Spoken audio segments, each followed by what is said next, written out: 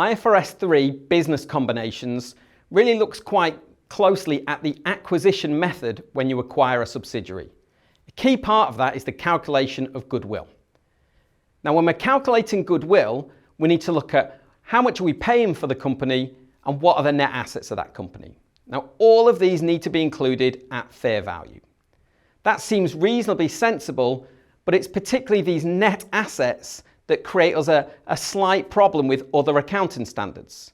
So if you're looking at the fair value of net assets in a business that you acquire, if that business owns some property but holds it at the cost model, actually the fair value of that property 10 years after they've acquired it may be significantly higher than its carrying amount.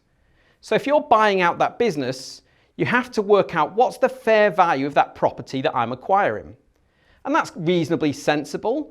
And we also apply that to inventory. Inventory will be the lower of cost and net realizable value, but when you're buying out a business, you have to buy that inventory at what it's really worth. The biggest stumbling block probably comes with intangible assets. So a lot of intangible assets are probably unrecognized on a company's books. You can't have internally generated intangible assets. But when you're acquiring that company, you bring them on at fair value. An example of this will be Coca-Cola. In 2019, they acquired Costa Coffee, the UK's biggest chain of coffee shops.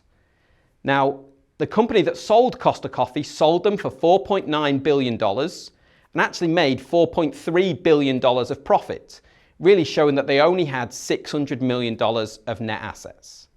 But when Coca-Cola capitalized that investment in its consolidated accounts, they recognized that they'd paid $4.9 billion, but they actually recognized $2.4 billion of assets, showing that the carrying amount might have been 600, but the real value was actually significantly higher.